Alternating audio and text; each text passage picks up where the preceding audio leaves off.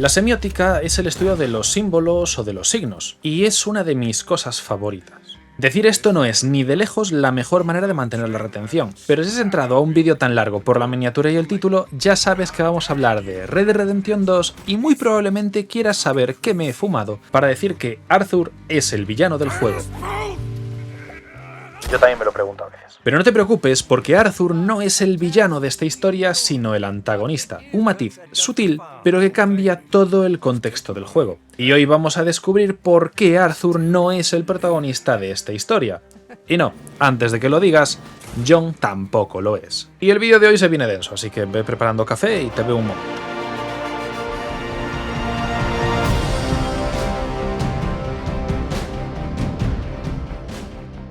En primer lugar, vamos a dejar las cosas claras. Red Dead Redemption 2 cumple con las características formales del spaghetti western. Para que nos entendamos, el de Clint Eastwood. Trayendo a la vida protagonistas de moral laxa o dudosa y altas dosis de violencia. Sin embargo, en conjunto, para mí, es un western crepuscular, tanto porque John Marston durante el Redemption original se parece bastante a Gary Cooper en El Hombre del Oeste, como porque Arthur Morgan, si bien físicamente se parece al Hombre sin Nombre de Sergio Leone o al Preacher del Jinete Pálido, es básicamente Sundance Kid en Dos Hombres y un Destino. Y no voy a decir que Dutch sea un homenaje a Butch Cassidy, pero la peli va de Butch obsesionado con fugarse a Bolivia. ¿Bolivia? No está Haití, pero casi. El caso es que el western crepuscular es una versión revisionista del western más clásico, el de John Ford en los años 40, en el que los protagonistas no son solo una representación maniquea del enfrentamiento entre el bien y el mal o el hombre contra lo indómito de la naturaleza, sino que cada personaje desarrolla un conflicto interno propio que se externaliza, configurando así la trama cuando estos chocan irremediablemente. Claro que pueden configurar un relato anecdótico o entrar a formar parte de una historia más grande que el conjunto de ellos mismos, pero no son simples herramientas, sino el eje vertebrador del relato.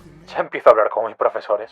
Los protagonistas del western crepuscular no son siempre bandidos, pero siempre son personajes grises, muy complejos y que se ven enfrentados constantemente a disyuntivas morales muy fuertes. Es la clase de protagonista que nos hace sentir un poco incómodos, preguntarnos qué lo diferencia realmente del villano, de su reflejo, del antagonista. Normalmente pocas cosas más allá de la perspectiva tomada por el director que, lógicamente, va a querer manipular nuestro sentimiento de empatía hacia quien él elija. Para lograr esto, el cine hace uso de la planificación, de la luz, del color, del movimiento interno del plano, del sonido e incluso los recursos retóricos clásicos aplicados tanto al discurso como a los propios elementos del lenguaje audiovisual. En un videojuego, que no me olvido de que estamos hablando del Red Dead Redemption, se suma a todo esto las mecánicas, o para entendernos entre nosotros, la jugabilidad. Que no es exactamente lo mismo, pero para el caso nos vale. Normalmente una o dos mecánicas jugables son suficientes para hacernos saber quién ocupa cada lugar, ya que el propio punto de vista es determinante en la mayoría de juegos. Si vas en primera persona, a ver quién cuestiona que no eres tú el protagonista, mientras que si vas en tercera persona, estás viéndole el culo al personaje principal todo el tiempo. Párateme aquí porque no todo es tan sencillo como parece. El personaje con el que tú juegas podría no ser el protagonista del juego o de la historia que está contando ese juego.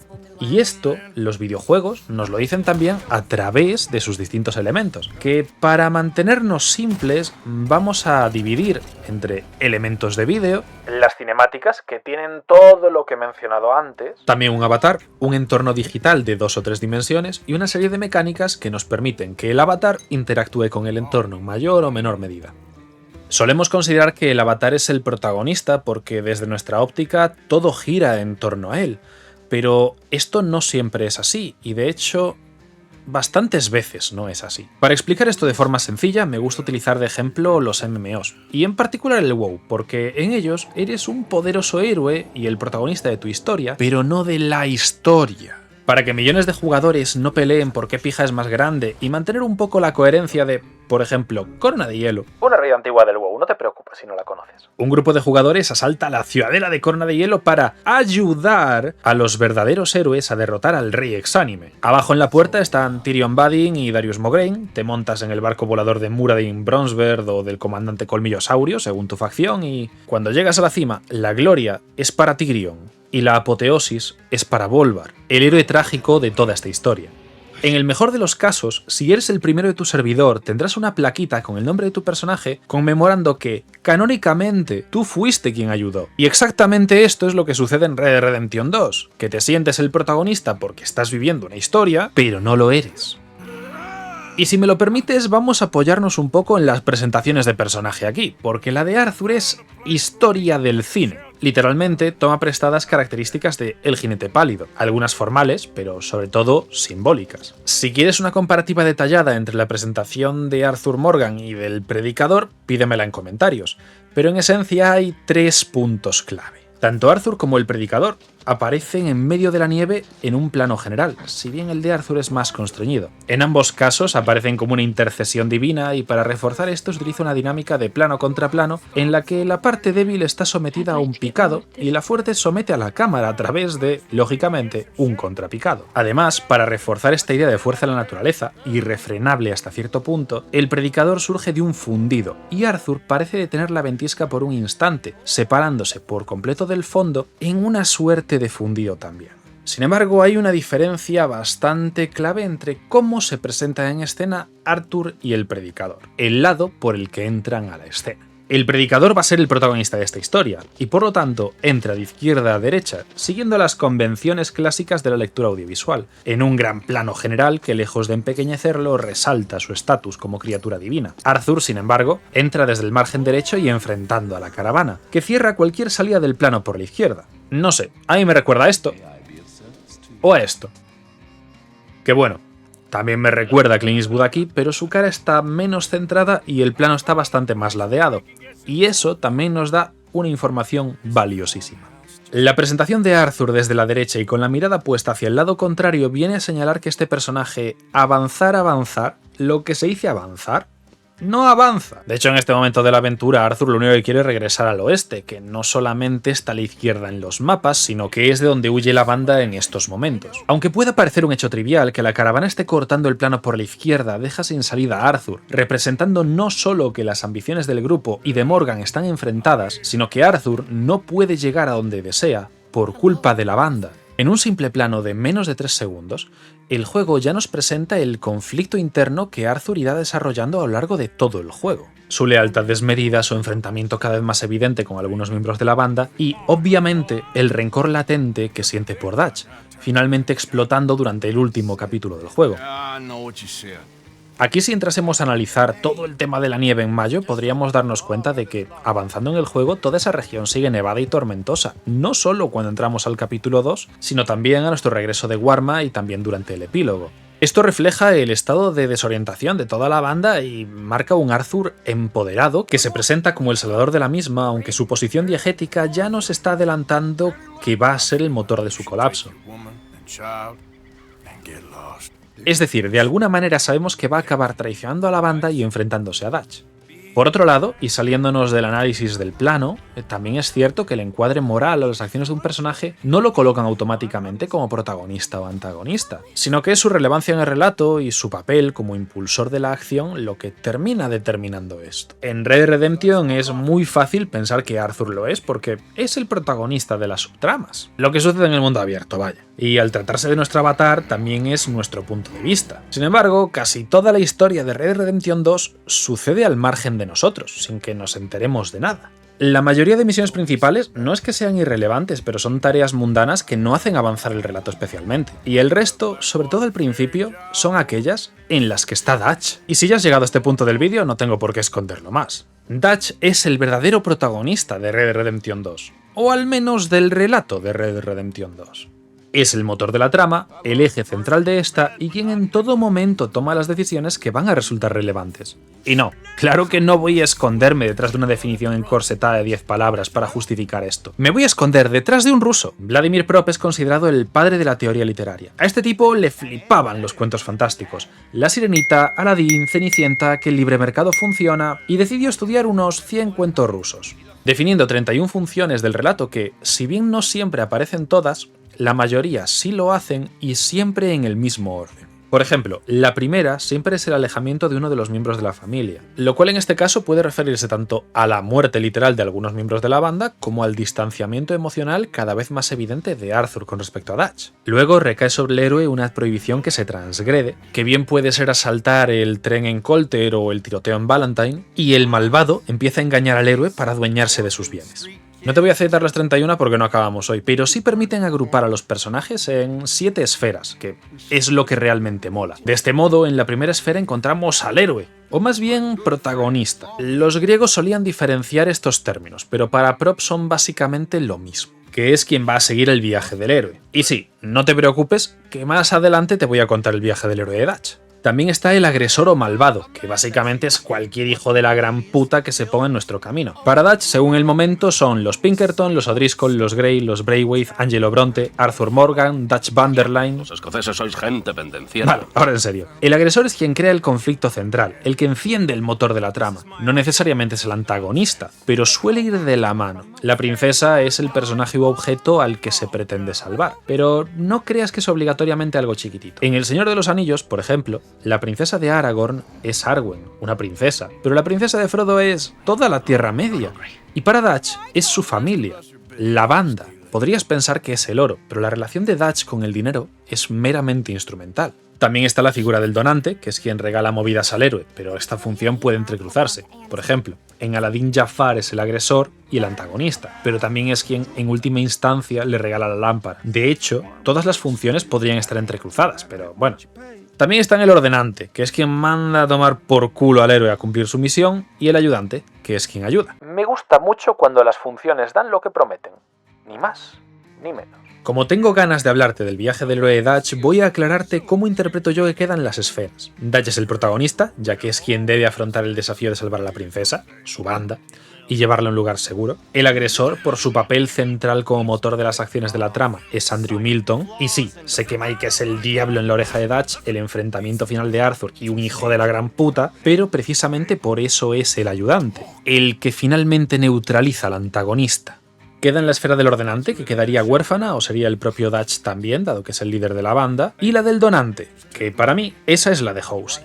En Red Dead Redemption 2 no hay ningún objeto mágico o un MacGuffin que alguien haya regalado, pero en un sentido amplio, Housey es el contrapunto de mente fría que necesita una persona tan impetuosa como Dutch, por lo que podríamos decir en cierto modo que Housey está cediendo su saber. Solo por mencionarlo, en el viaje del héroe, el mentor suele ser también el donante y en vez de dar un objeto valioso, muchas veces da conocimiento o saber. Por otro lado, sé que Mike es un cretino y su plan a largo plazo es vender a Dutch, pero estamos hablando de acciones y no de intenciones. Si bien es cierto que al final del relato Micah trabaja como informante para los Pinkerton, esto lo convierte en un segundo antagonista con su traición, pero no anula todas las acciones previas ni hace que las acciones finales de Arthur sean menos destructivas para la banda.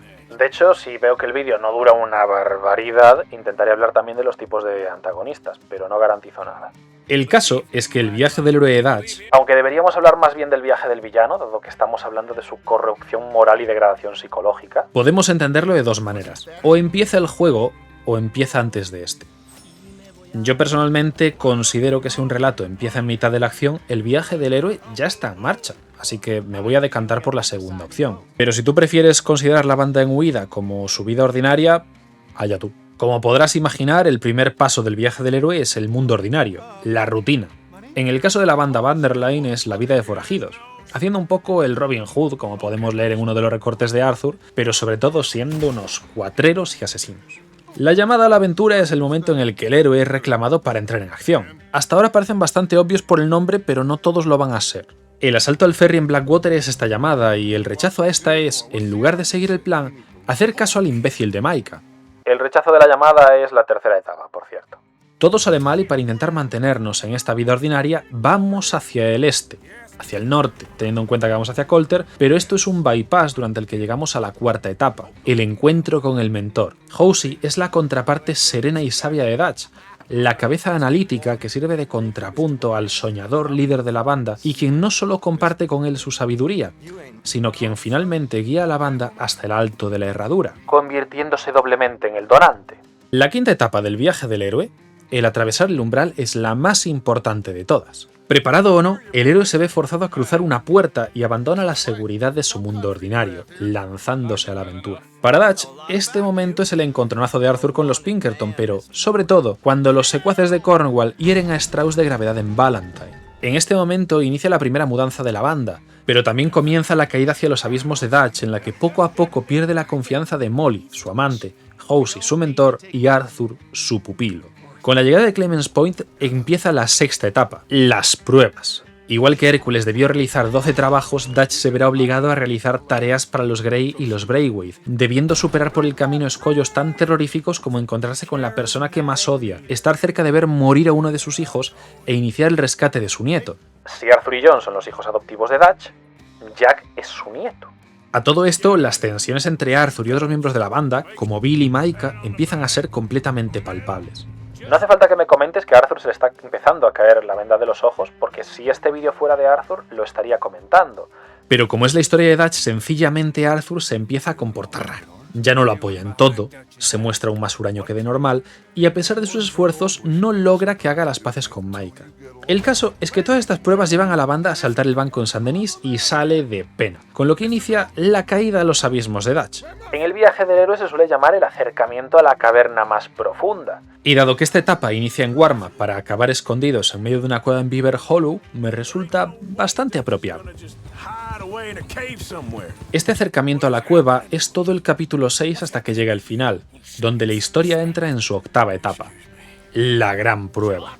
Y la gran prueba de Dutch no es otra que ser confrontado por Arthur. Al borde de la muerte e intoxicado por la presunta traición de Micah, se enfrenta a Dutch en el plano psicológico, delatando a Micah, que trata de defenderse, mientras Arthur le apunta con su arma. Cuando podría parecer que Dutch está a punto de tomar partido por uno u otro, justo aparece John, acusándolo de haberlo abandonado. Para Arthur esto parece un momento reconfortante, al menos por un instante.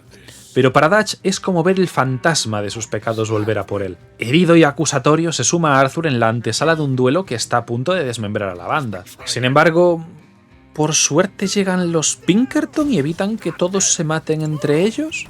La gran prueba de Dutch, la que ha fallado en completar, es la de mantener unida a su banda. Todo lo que le importa desde el principio es la supervivencia de esta, la razón por la que cada vez pierde más su filosofía libertadora a medida que entra en un pensamiento de supervivencia a toda costa, priorizando el grupo por mucho que sea un reflejo esperpéntico del que una vez fue a la de un individuo concreto, incluso si se trata de sus hijos.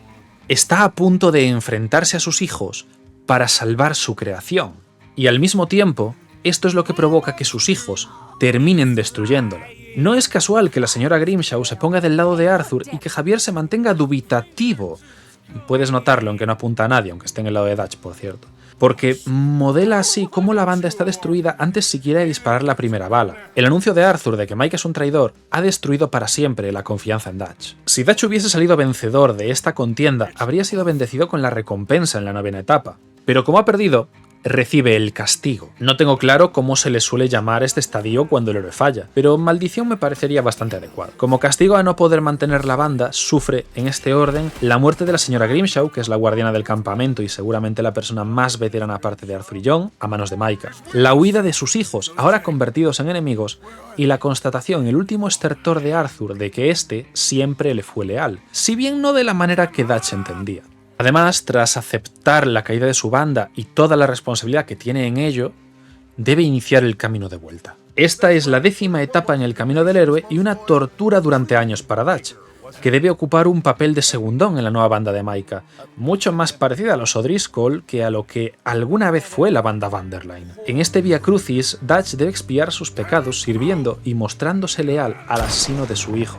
Tú imagínate el sufrimiento que debes de pasar día a día, ya no solamente al convivir con quien ha matado a Arthur. Sé que en una run de alto honor, Micah no mata literalmente a Arthur, pero la pelea lo lleva al límite y es la que provoca que muera allí.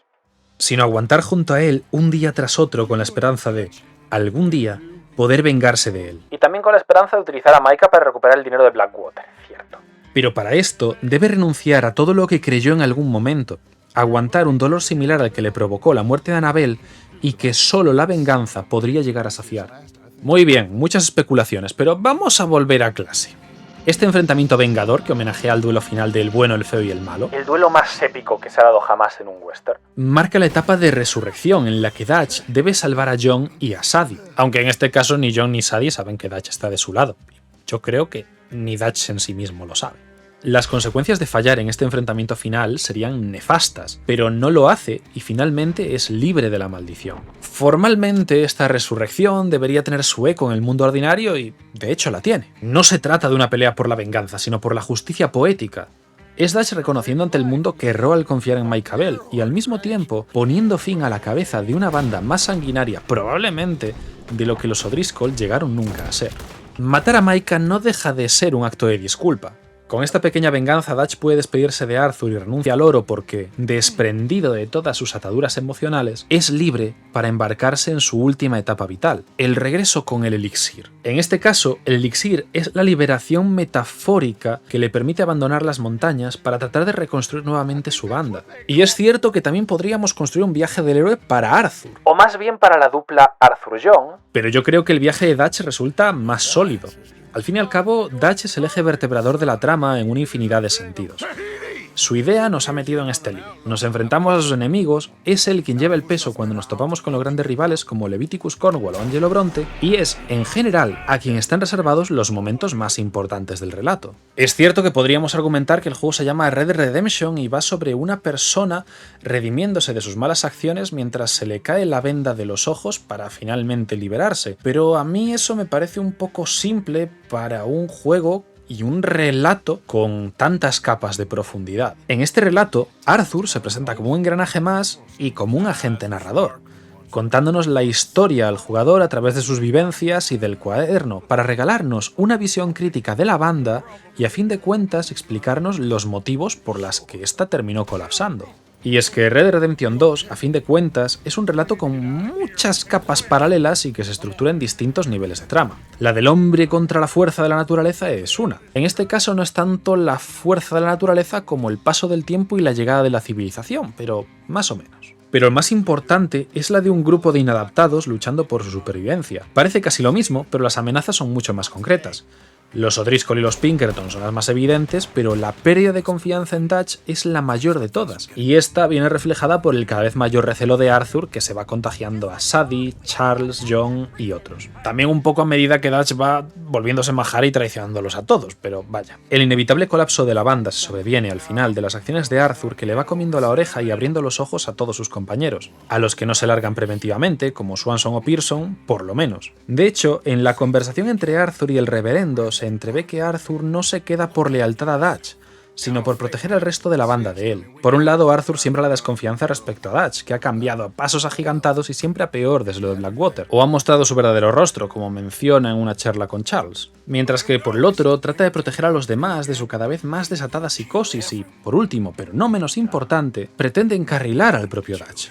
La historia nos muestra cómo los momentos principales se centran en Dutch y cómo es este quien realmente toma las decisiones y lleva la voz cantante. Es Dutch quien dice las frases lapidarias, el que acomete las ejecuciones, quien toma las decisiones, el eje central de las cinemáticas y, a fin de cuentas, quien tiene la labia para encandilar a los personajes que lo rodean. Arthur no deja de ser una pistola elocuente, sin mucho espacio para diálogos profundos cuando Dutch está cerca, aunque las conversaciones a su espalda son cada vez más descarnadas. Pero vamos a centrarnos también un poquito en la jugabilidad y en cómo esta nos dice que Dutch es el protagonista con una bobina de cable y un poco de dinamita. Porque, al menos para mí, este juego produjo una cierta disonancia a través de determinados detalles de la jugabilidad.